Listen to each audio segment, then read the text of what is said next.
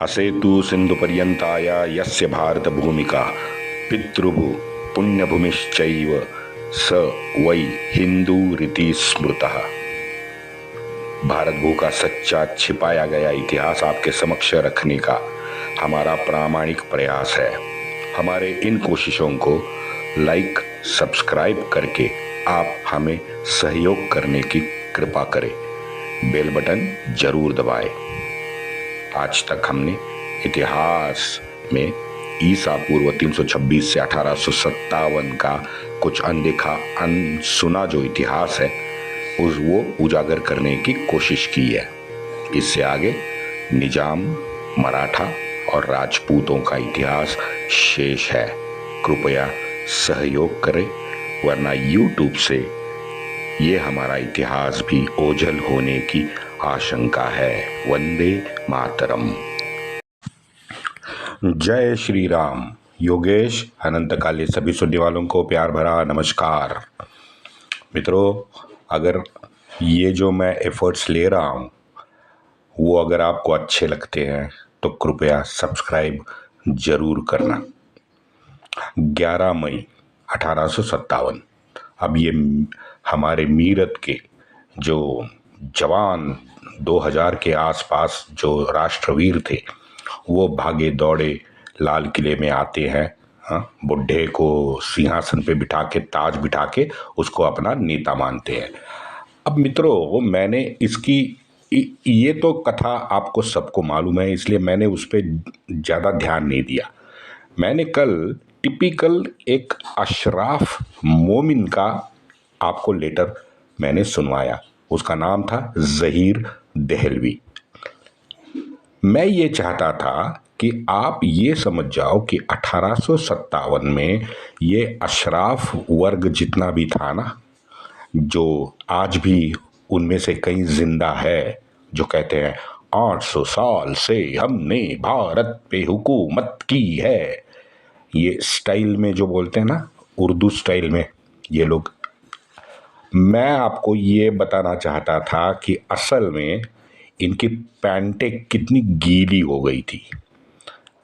अब कल मैंने रेफरेंस कुछ नहीं दिया, मैं तो उसका ही पढ़ रहा था, बस कोट कर रहा था उसके बुक में, दास्तान में जो लिखा है वो मैं आपको सब कोट कर रहा था। मैंने मेरे खुद का कुछ नहीं वहाँ पे लिखा। दरअसल हुआ यूं था कि हमारे राष्ट्रवीरों ने अंग्रेज़ों को भी पकड़ के कैद में रखा। बुढ़े ने उनको अभयदान दे दिया। अब ये नीचे वाले हमारे राष्ट्रवीरों को पता नहीं है कि भाई बहादुर शाह ने तो उनको महफूज रखने के लिए आदेश दे दिया है, तो वो पकड़ के उनको मारने के लिए वो लोग जा रहे थे हौज के पास, यानी टंकी के पास। वो टंकी के पास ले गए लाल किले से। तो ये जब ले जा रहे थे तब ये बता रहा है जफ़र कि भाई मैंने ऊपर से देखा, मैंने कहा कि भाई अरे यार ऐसे मत करो, मेरे आका का क्या होगा, उसकी सल्तनत कैसे बचेगी, आप ऐसा ना करो, वगैरह वगैरह वगैरह। इसलिए कल आपको शायद मुझे लगा कि रेफरेंस नहीं मिलेगा कि भाई योगेश कौन किसको क्या पकड़ के ले जा रहा है और ये क्यों थर्रा रहा है। ये उसका हकीम एहसानुल्लाह, बाद में वो कोई दूसरा खान था तस्वीह खान, ये अंदर के राजवाड़े के अंदर के ये अशराफी। अब ये ऐसे फालतू चिरकुट अगर ये लोग कहेंगे कि हम लड़ सकते हैं, हमने हुकूमत की है, वगैरह वगैरह वगैरह। इसलिए कल मैंने आपको बाकी सब तो आपको 11 तारीख को जो हुआ वो आधे से ज़्यादा पाठ्य पुस्तकों में, विविध लेख में है ना, वो तो उसको क्योंकि ग्लैमर है ना, क्योंकि बहादुर शाह को इन लोगों ने सिंहासन पे बिठा के सल्तनत हिंद करार दे दिया था, ताज उसके ऊपर पहनाया था। तो भाई ये तो हम लोग में ये इतिहास की सबसे बड़ी घटना थी 1857 की। तो वामपंथी तो इसको ढोल बजा बजा के उसको सबको सुनाएंगे। तो ये घटना ऐसे नहीं थी कि अनकॉमन थी, लेकिन अनकॉमन क्या था, जफ़र देहलवी का पुस्तक वो दास्तान है ना, वो दास्तान उसने दिल्ली की दास्तान सुनाई है उस पुस्तक में। वो पुस्तक हमें ना मालूम थी, ना इसका नाम मालूम था। हाँ, हकीम का तो मालूम था क्योंकि यही नालायक हकीम था जो पंजाब में मोमिनों को शांत करने गया था अंग्रेजों की तरफ से।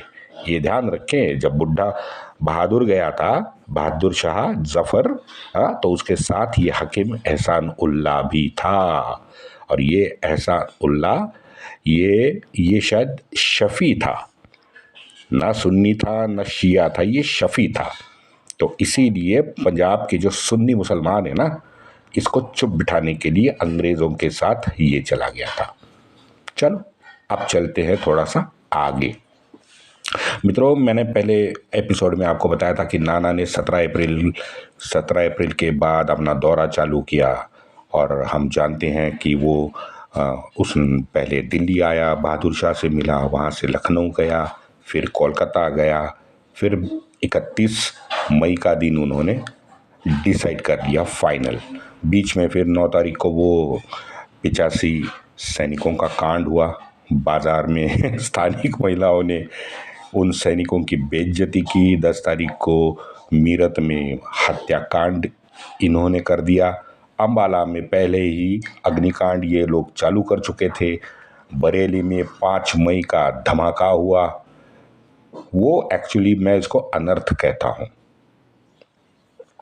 मैंने अभी बरेली का जो अनर्थ बताया ना, तो आप कहोगे, मैं बताऊंगा बरेली का आगे डिटेल, तो आप कहोगे कि अरे योगेश ये तो वीर गाथा है। हाँ, बिल्कुल मित्रों सही है, लेकिन मैं कुछ अलग कह रहा हूँ। मैं अलग परिप्रेक्ष्य में कह रहा हूँ कि वो योजना के परिप्रेक्ष्य में तो 31 मई फाइनल डेट डिक्लेयर की थी, ठीक है। तो भाई थोड़ा सा रुक तो जाते। हाँ, वो हमारा पंत नहीं था, या फिर ईशान किशन है अभी क्रिकेट में। यार इन लोगों में जोश है, प्रतिभा है, लेकिन अधीरता बहुत है। आप देखो इतनी अधीरता क्यों है भाई? अगर डिसीजन हुआ है 31 मई को फाइनल बिगुल बजाना ही है, तो इतनी अधीरता क्यों? हाँ? मान लिया कि आप में क्रोध है, द्वेष है, मत्सर है, असीम घृणा है अंग्रेजों के लिए। चलो मैं असीम घृणा की ये करता हूँ, क्या कहते हैं उसे, ये परिणाम मानता हूँ कि इसके वजह से आपने किया। 31 से पहले जो आपने किया वो उत्साह में, और ये मैंने जो ऊपर बताया क्रोध के कारण आपने और घृणा के कारण आपने कांड शुरू किया। लेकिन इससे क्या हुआ? इससे ये हुआ कि गोरों को पहले जो सिर्फ आशंका थी वो अब नहीं रही, बल्कि उन्हें तो यकीन हो गया ना कि भाई ये आने वाला युद्ध का ये ट्रेलर है, कुछ बड़ा होने वाला है, कुछ बड़ा होने वाला है। ये मन में जो आशंका थी वो अब प्रत्यक्ष प्रमाण उनको मिल गए। अच्छा, दूसरे गद्दार निकल आए, श्याम सिंह जैसे तो गद्दार मैंने बताई है, और भी कुछ गद्दार का विषय क्षेत्र में थे, वो भी बताऊंगा। उन्होंने डिटेल्स देना शुरू कर दिया और अंग्रेज़ों को जगह जगह पे उसने चौंकाना चालू किया। तो अंग्रेज़ों को भी पता ही नहीं था कि भाई इतनी बड़ी साजिश हो रही है। तो सही मायनों में ये जो मीरत में इन लोग उत्साही हमारे राष्ट्रवीरों ने कांड किया, उससे अंग्रेज़ों को मेरे हिसाब से ज़्यादा फायदा हुआ, ना कि स्वतंत्र वीरों को फायदा हुआ। अब वैसे दिल्ली में जो जितनी भी पलटनें थी, सबसे ज़्यादा वो सब नेटिव ही पलटन थी, ये हमें ध्यान रखना चाहिए। अब इनका विजय देख के मीरत वालों का वो भी बेफाम हो गए दिल्ली वाले। अब उनको भी जल्द से जल्द इस युद्ध का सकारात्मक परिणाम चाहिए, तो वो भी उछलने लगे। लेकिन दिल्ली का मामला अलग था। दिल्ली में ज़्यादातर मोमिन भी थे सैनिकों में, और जनता में सबसे ज़्यादा सपोर्ट जो था वो मोमिनों का था। तो इस हमारे बहादुर शाह बुड्ढे ने और उसकी वो जीनत महल ने बड़े चतुराई से दिल्ली को शांत रखा था। लेकिन जब 11 तारीख को मीरत से दन दनाते हुए विजय के उन्माद में ये मदमस्त हमारे उत्साही वीर ये जब सुबह दिल्ली तड़के पहुंचे हैं, तो यहाँ दिल्ली की जो नेटिव फौज थी ना, उसमें मानो 100 हाथी का बल प्राप्त हुआ। अब वो भी कुछ कर गुजरने की मनीषा से दिल्ली की सड़क पे आना शुरू हो गए। मुल्ला और मौलवी ने, मैंने पहले ही बताया कि मस्जिद से तो फतवे जनवरी फरवरी से ही निकलना चालू किया था। उन्होंने तो जाहिरनामा भी निकाल दिया था। बीच में वो मैंने बताया कि ईरानी शाह ने इनको बता दिया था कि भाई मैं आ रहा हूँ। तो जैसे ईरान के शाह की चिट्ठी मिली, ये तो और उछलने लगे मुल्ला मौलवी, है ना। तो इन्होंने फिर फतवों की छड़ी लगा दी थी, वो तो हम जानते हैं। तो अब उससे क्या हुआ, स्थानिक जनता में उबाल आया, वो भी उत्साहित होने लगे। अब इन 2000 सैनिकों का पीछा मीरत का जो तोपखाना था अंग्रेजों का, उसने किया नहीं।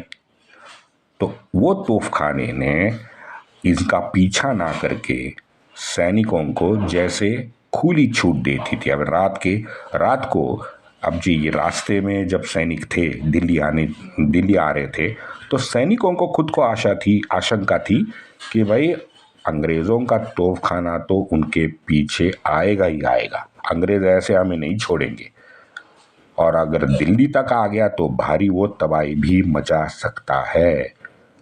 लेकिन ऐसा कुछ हुआ ही नहीं। हाँ, मीरत का तोपखाना मजबूत तो था, तोपखाना मजबूत था। हाँ, ऑपरेटर्स बहुत ये थे, ऑटोमेटिक थे, उसके उस हिसाब से तो बहुत एडवांस उनके पास वेपन्स थे। लेकिन जो तोप चलाने वाले इंसान होते हैं ना, उनके हाथ में बल बिल्कुल नहीं बचा था।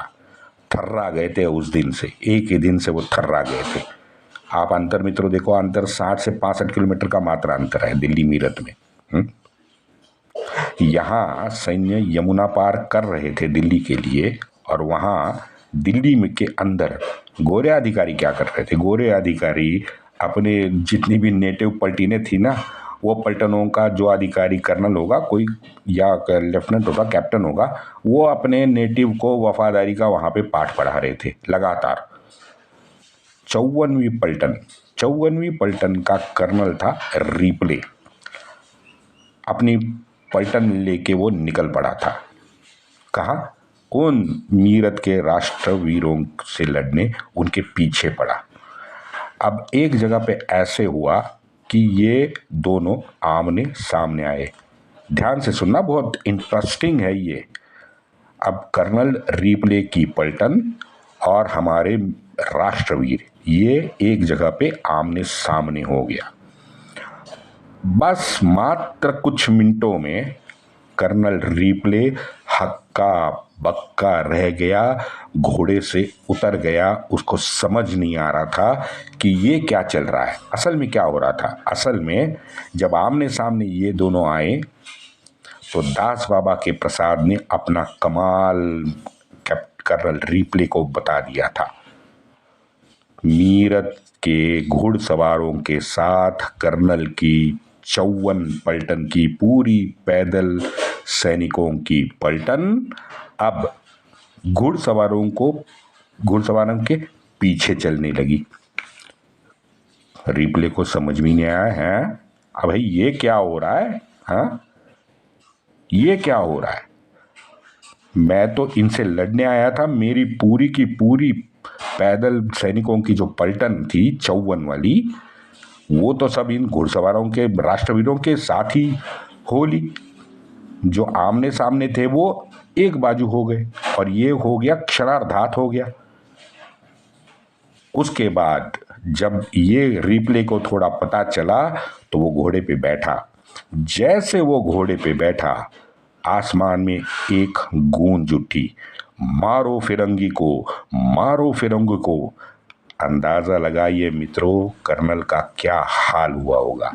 हाँ, लेकिन नियति ने उसे ज्यादा परेशान होने का अवसर ही नहीं दिया। सू सू करके 3 गोली निकली और कर्नल रिप्ले वहीं ढेर हो गया। उसके साथ आए जितने भी गोरे अफसर थे मित्रों, उनको एक साथ वहां पे कत्ल किया गया। ये घटना मात्र 1 घंटे के अंदर घटी है। दूसरे लोग भी तैयार थे। जैसे फिरंगी मरा वैसे सामने वाला कश्मीरी गेट खुल गया। बाहर के स्थानिक हमारे सैनिक वीरों के साथ पूरा दिल्ली शहर देने कश्मीर गेट आया था। कल देखते हैं कश्मीर गेट के अंदर क्या हुआ। वंदे मातरम।